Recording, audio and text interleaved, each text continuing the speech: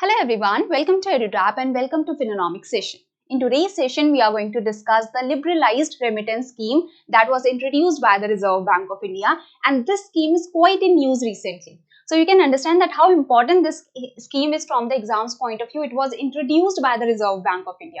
So what was the rationale behind bringing this scheme? What are the data points under the scheme? Why the scheme is recently in news? So all of this we are going to discuss in today's session. Let's have the clarity about the scheme that was introduced by the Reserve Bank of India.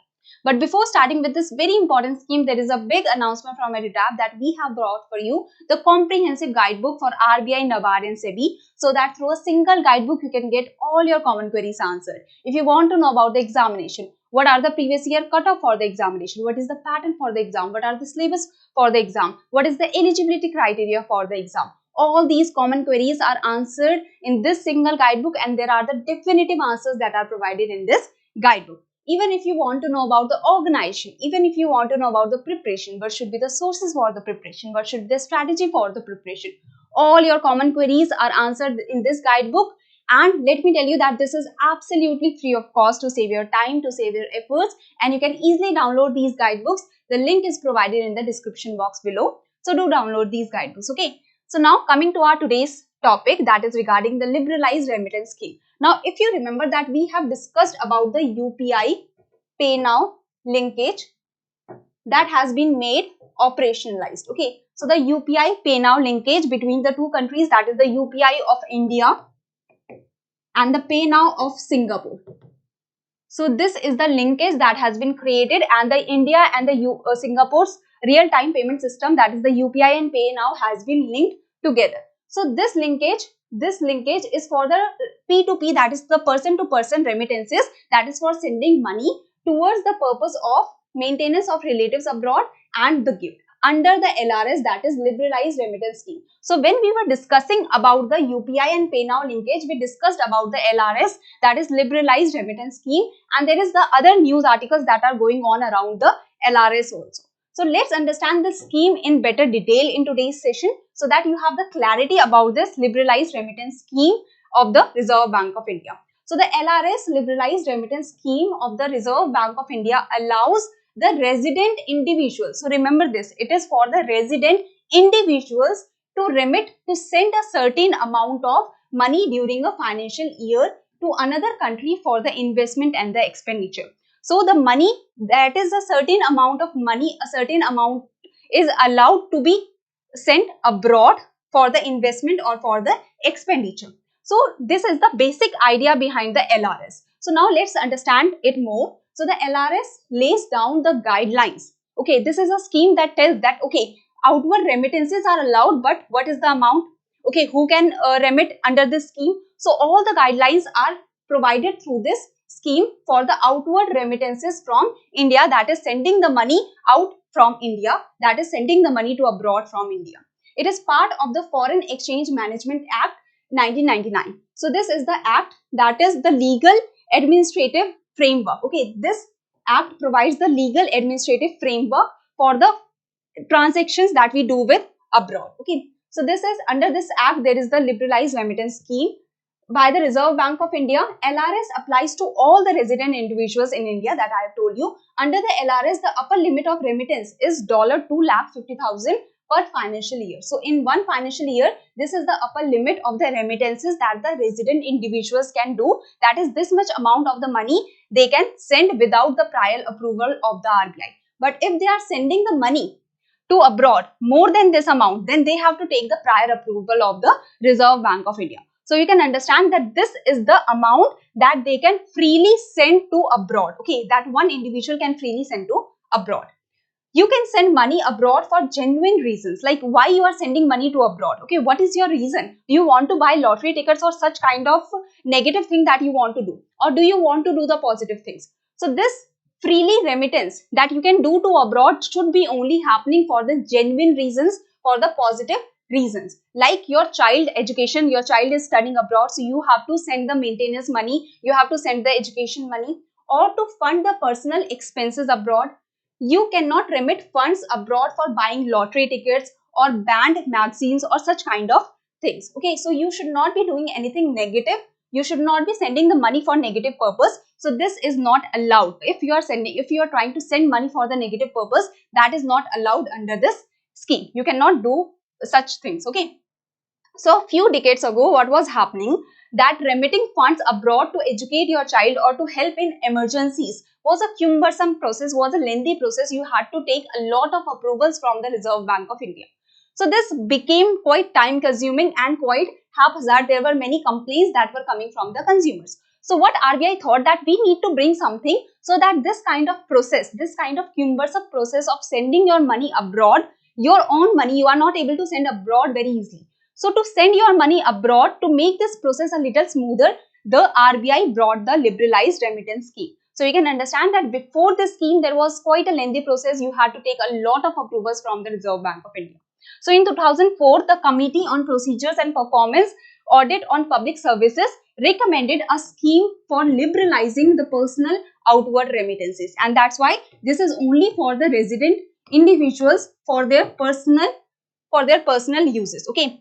So after seeing these recommendations, the Reserve Bank of India on the same year introduced the liberalized remittance scheme that allows Indian residents to make individual foreign exchange transactions with relatives with ease. Okay, so you can understand that to send the money abroad or for the foreign exchange facility, to make this kind of facility easy for the resident individuals in India, this scheme was brought. I hope you have got the complete background. It was introduced by the Reserve Bank of India in February 2004. Remember the date also. Okay.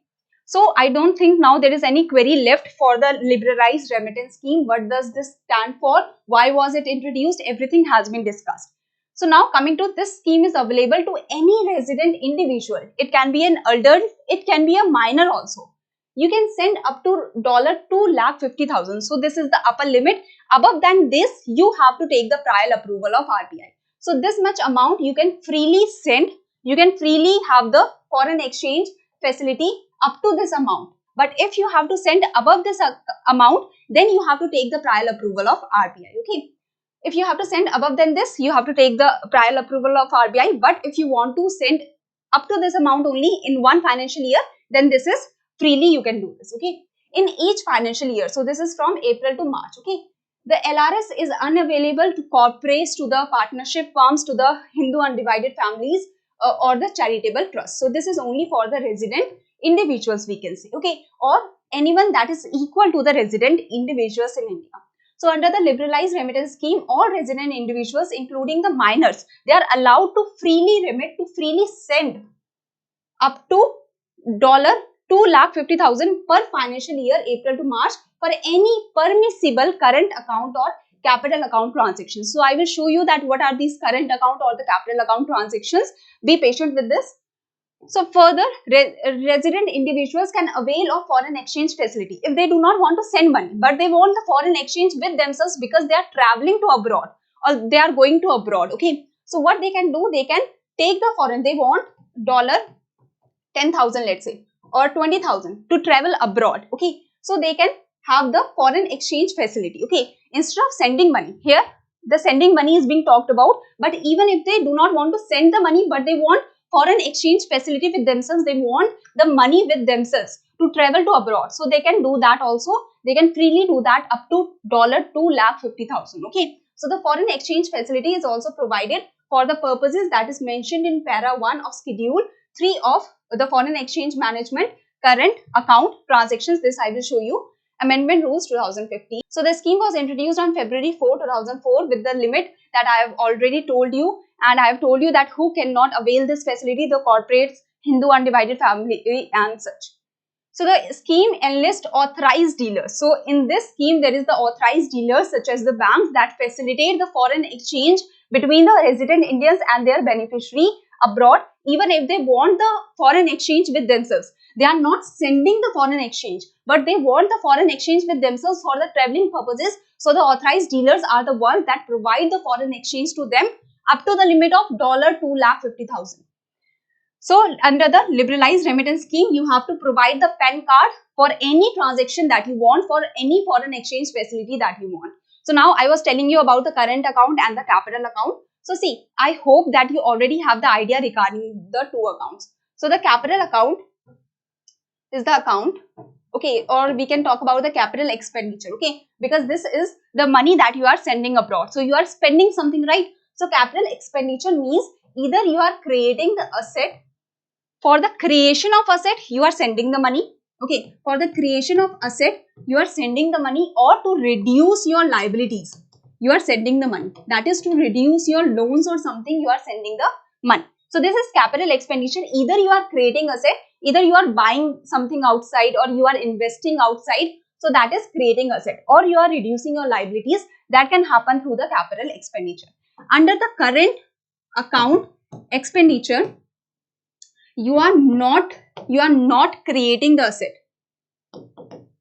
You are not creating the asset, neither you are reducing your liabilities. Such is the kind of current account expense or the current account expenditure. You are not creating asset, you are not reducing liabilities. Let's say example, you will be able to understand. So under the liberalized remittance scheme, you can send the money, or you can have the foreign exchange facility with yourself for the current account and for the capital account transaction. So what are the capital account transactions that are permissible under the liberalized remittance scheme? So opening of foreign currency account abroad with a bank. So you want to send the money to your bank account abroad. So that is creating a asset, because you are going to get some interest on that fixed amount on that money. Acquisition of immovable property abroad, or you want to invest abroad in the foreign direct investment, we can say, or through the portfolio investment, you are creating asset. So that is also coming under the capital account expenditure, that you are buying the property there or you are investing there. So that is your asset.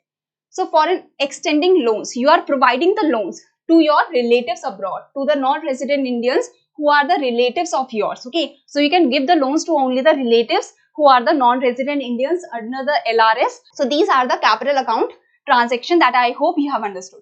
Now coming the current account transactions. Okay, coming to the current account transaction. Current account means it is not creating any asset, it is not reducing your liability. That is private visit abroad. If you are traveling abroad, so that is not something, some asset is being created, you are going to get the source of income or something. No, nothing like that.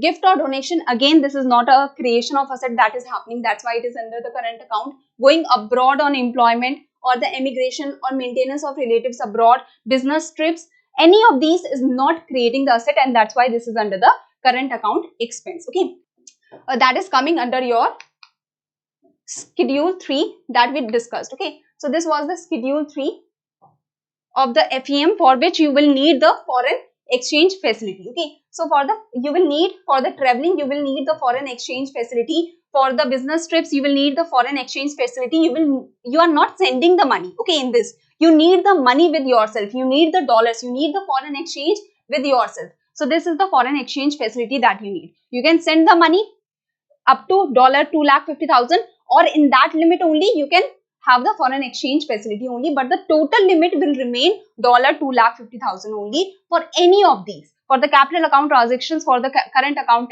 transactions, for the traveling and such, the limit will remain the same. And this is again under the capital account only, that setting up of wholly owned subsidiary. You are setting the wholly owned subsidiary in some foreign country, so that will again come under the capital account, because a asset you are creating.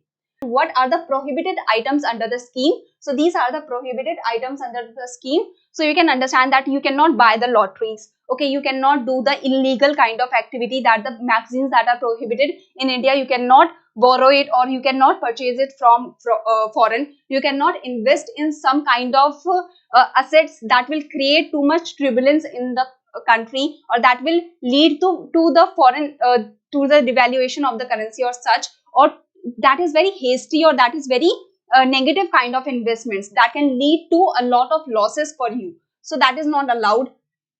So you cannot invest in the margin calls to overseas exchanges. You cannot purchase the FCCBs, that is the foreign currency convertible bonds or something like this. You cannot invest in remittance for trading in foreign exchange abroad. That is also not allowed.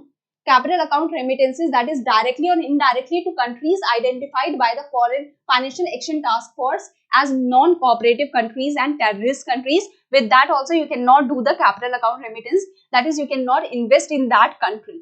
remittances directly or indirectly to those individuals and entities that is identified as posing significant risk of committing acts of terrorism. So, of course, anything related to the terrorist country, anything related to the terrorist, so you are sending money to those, so that is not allowed, of course. So, these are the prohibited items. You can easily read them, you can revise them and have the clear idea that these are the prohibited items under the liberalized remittance scheme. You are not free to send money to terrorists or such kind of countries or such kind of very movable kind of bonds, very volatile kind of bonds. You are not allowed to invest in such.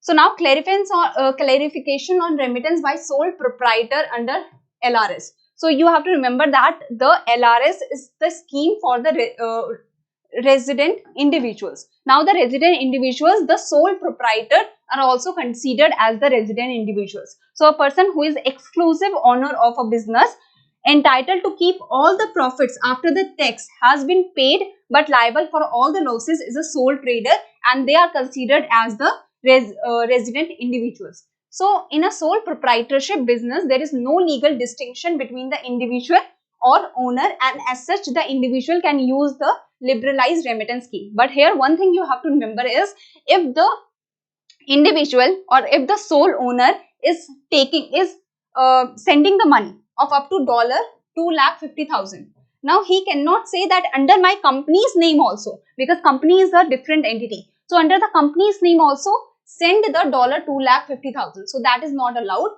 The resident individual, that is the sole owner, as well as the company is considered as one entity only, and the total limit will remain $250,000 only. So this is what you have to remember, that the sole proprietor is considered as the residual individual in the case of the liberalized remittance scheme. But in this case also, the individual or the sole owner cannot have more than $250,000 to send abroad or the under the foreign exchange facility. Okay. So now coming to the what are the facilities under the Schedule 3 of FEM amendment rules. Now here we have talked about the individuals. Now this is the data point that is not according to the individuals, but the person other than individuals. So it can be the legal entity, it can be anyone else other than individuals. Okay. So for them the data is different, that you can read. I'm not going through each and every point because this we have discussed when we discussed the case for the individuals, that okay, the donations can be made, the gifts can be made, the remittances can happen, the money can be given for the investment, money can be sent abroad for the investment. So all these things can happen, but for the individuals the total limit is $250,000. But for persons other than individual, that is the legal person, it can be corporate also, for them the limit is different, and the limits are given here that you can read, though the important limit is only for the resident individuals that we have already discussed. Okay. So this is the first question. I hope you have understood the scheme. It was a very easy scheme. The main data points you have to remember, the background you have to remember, and this is the first question. I hope you can easily answer. So this is the first question. This is the first question, and this is the second question. Here again the whole of the scheme is kind of summarized through these points, so you should know the different points to be able to answer this question. I hope you will be easily able to answer this question. So this is the second question where you have to tell the incorrect statement. Okay. So thank you very much. Do subscribe to our YouTube channel and join our Telegram channel for the PDF of this session. If you have any query, you can mail us here or you can contact us through this number. Thank you very much everyone. I hope you like the session.